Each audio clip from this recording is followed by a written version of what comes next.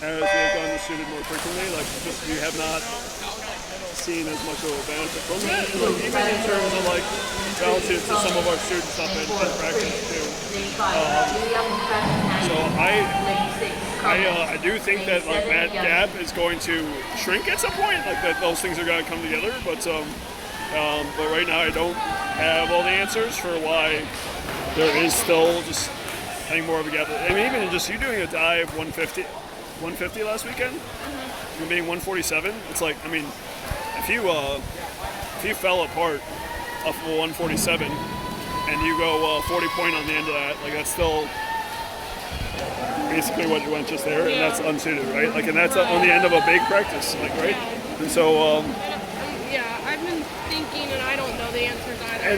and maybe the answer is a little bit less thinking too. Like, what's going through your head before you actually get in?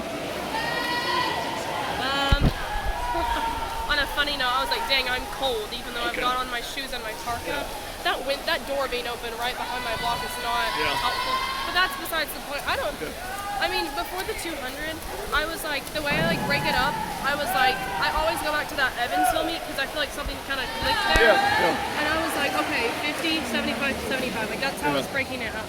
Like, before the race, I was just thinking about that. And I don't know, I was just like, that's what I was trying to tell myself throughout the race, and I was just counting my strokes. That's kind of how I get through the race. It was like 5, 6, 7, 7, and then 8. I mean, honestly though, like the fact that your thoughts are focused on process, like, is a good thing.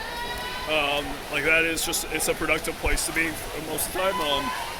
And where people start to run into trouble is when they focus too much on what they want the outcome of something to be, because like you can't control necessarily like what exactly the clock is going to say, but like you can't control what you dive in and try to execute. And so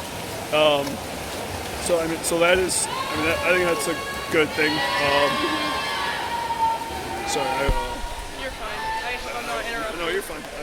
They're going to get the commentary of our discussion here if they ever watch their 500. So great. You guys are doing great and fantastic. Keep going strong. Let's go, Aaron! She's got him. She's got him.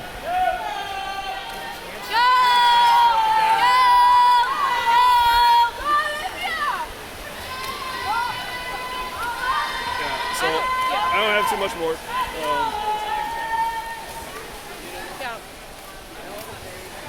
I mean, I know it's been a long, 2 weeks, of training, but, I don't, y'all have said before, you race tired and, but you can't, that can't be, what reason you...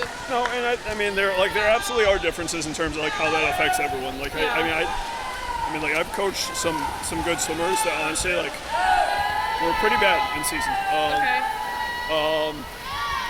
That we would move through dual meets and they just wouldn't score points, and then they would get to conference and BA finals and events.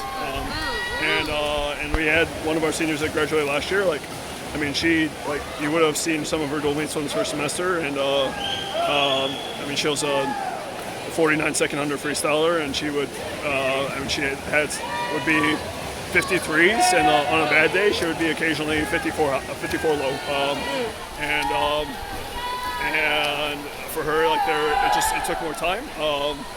Now, usually second semester, once we started student meets a little more frequently, it would start to, you'd start to see things moving in the right direction. So it wasn't just, hey, it's a magic process, and you close your eyes and you say a little prayer, and things just magically come together. That's not how it works, but